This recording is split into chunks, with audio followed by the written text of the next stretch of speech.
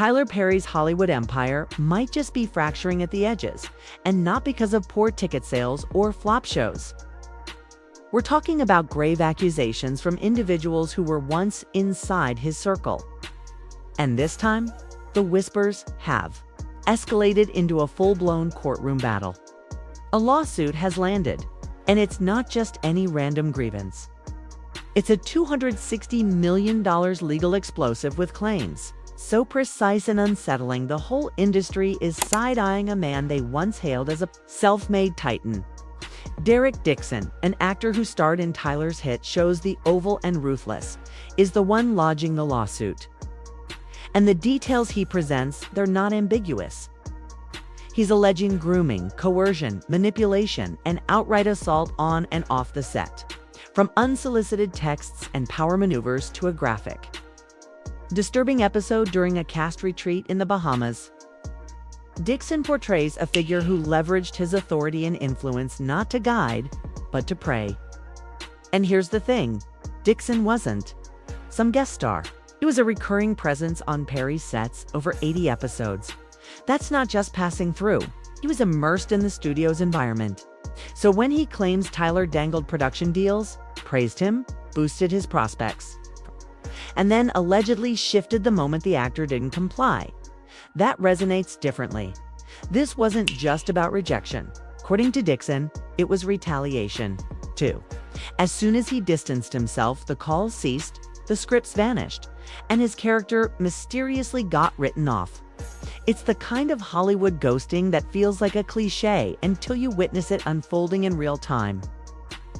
What's striking is the lawsuit even includes screenshots of messages. Tyler allegedly requesting things like, "What's it going to take for you to have guiltless?" and using metaphors about Dixon being a rose that refuses to be smelled. That's not just awkward, it's deliberate. Another message reportedly has Tyler stating his desires explicitly and even boasting about his own prowess. The level of confidence in these alleged texts reveals a lot. They're authentic. We're not looking at clumsy flirting. We're looking at someone who believed he was untouchable. Tyler's legal team, of course, denies everything. They've already branded it a scam, calling Dixon's claims a desperate shakedown for cash. But the damage control didn't halt the internet from probing deeper. Because once one person speaks out, people start connecting dots. And suddenly, the name Christian Keys emerges again, an actor who collaborated with Perry early on and who, just a couple years back, suggested in a viral video that he too had encountered harassment from powerful black men in the industry. He never named names, but the clues were there and the context far too familiar. Christian alleged he was offered money just to comply, that he had secret recordings, that he kept a keychain recorder on him since 2005. And the eeriest part, he said he wasn't even working for the individual when he appeared at his apartment offering him $100,000 to disrobe. According to Christian, he declined, kept the evidence, and walked away. But after that video exploded, silence. No follow-ups. No interviews, just vanished. That alone sparked even more suspicion. Now that Dixon's lawsuit is grabbing headlines, people are revisiting all those old rumors and side-eyes. And one name keeps surfacing in the midst of it all.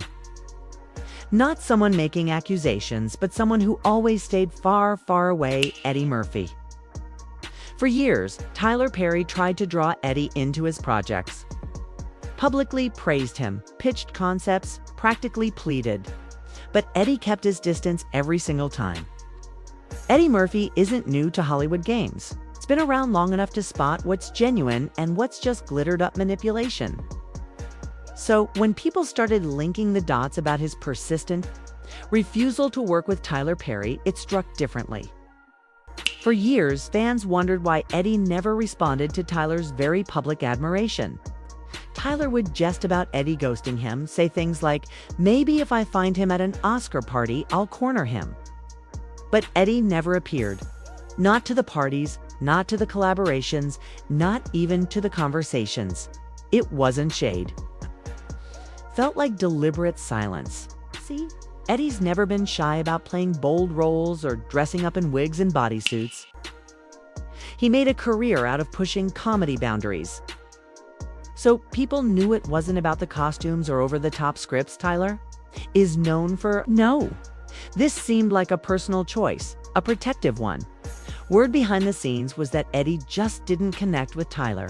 And now, some insiders are whispering that Eddie sensed something off years ago, something that didn't align with his spirit. One friend close to Eddie put it best. He doesn't care about fake smiles or Sunday suits. If your energy feels off, he's out, okay? And Tyler, well, he's built an entire empire off a Christian public persona. The wholesome quotes, the church shout-outs, the heartfelt speeches about faith and purpose. But behind all that, there were already murmurs about a double life, especially from folks who'd seen him behind the scenes. To someone like Eddie, who's gone through his own trials, cleaned up, and come out the other side, that duality likely raised a red flag. And then there's the TD Jakes connection.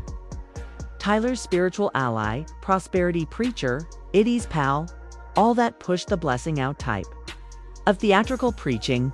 For some, it's uplifting.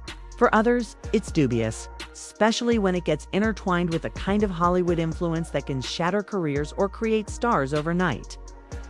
Eddie, who now keeps his circle tight and his lifestyle quieter, just didn't want to engage in that chaos. The timing of all this is what really makes people lean in. Right when more actors are finally speaking out about abuse in Hollywood, and not just women, men too. This lawsuit strikes.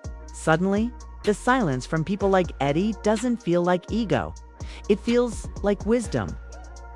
Derek Dixon isn't a nobody. He's not some clout chaser popping up with a Twitter thread. He put in years of work, earned real credits under Tyler's banner, and now he's risking everything by going public.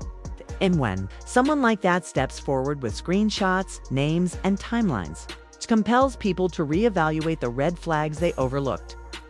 Even Christian Keys, who came out swinging with claims, recordings, and a detailed breakdown of the manipulation he faced, went quiet not long after his video made waves. That kind of silence is usually purchased or coerced.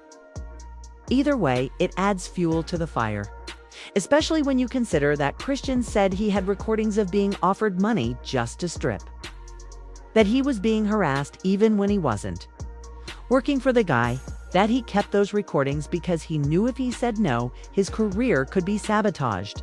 So when fans revisit old interviews where Tyler is desperately trying to get Eddie to join his universe, it doesn't sound like admiration anymore. It sounds like fixation, like someone frustrated that the one person he couldn't control kept saying no. And maybe that no saved Eddie from something far darker than a bad script. Tyler Perry has always been portrayed as the underdog who succeeded, Hollywood's self-made giant who beat the system. He built his studio from the ground up, created jobs, put Black stories at the forefront, and stood as a symbol of resilience. But now, as more details emerge, that image is starting to show fractures. Not just because of one man's lawsuit, but because of years of ignored warning signs and stories that got buried the moment they made people uneasy. Behind the glossy magazine covers and church sermons, there's now a deeper conversation brewing. One about power, access, and silence. Especially in a town like Hollywood, where the gatekeepers often look nothing like the people trying to get through. Tyler wasn't just a success story. It became the gatekeeper for a whole generation of Black actors and creatives. That's what makes these allegations hit so hard. Because when someone like that uses their position not to uplift, but allegedly to control and coerce, the betrayal cuts deeper. Derek Dixon's complaint doesn't just accuse Tyler of misconduct. It depicts a world where saying no can cost you your entire future. A world where you're promised your big break one moment and blacklisted the next. It's the kind of emotional and financial stranglehold that leaves people too scared to speak. And when they finally do, like Derek and Christian, the system kicks in with its usual tools: denial, silence, payouts, and the hope that people move on quickly. But now people aren't moving on. They're asking bigger questions like how many other actors saw the same behavior and stayed silent? How many careers got derailed because someone refused to comply? How many meetings were loaded with hidden agendas? And maybe most importantly, who's next? Hollywood doesn't like its icons tainted, especially ones who've done the talk show rounds, who've donated millions to HBCUs, who've made emotional Oscar speeches. It's easier to pretend the mess doesn't exist, but that luxury doesn't extend to the victims. They're the ones left picking up the pieces financially, mentally, emotionally. Derek Dixon says he developed PTSD. He lost nearly $500,000 in income. And when you listen to him speak, there's no performance, just pain. And while Tyler's camp pushes back hard, calling it all a scam, the fact remains there are now multiple stories pointing in the same direction. That's not smoke. It's fire building behind a wall people are scared to look behind. Murphy, without ever needing to say a word, might have been ahead of the curve. In a town where everyone shakes hands and takes meetings, he stayed away.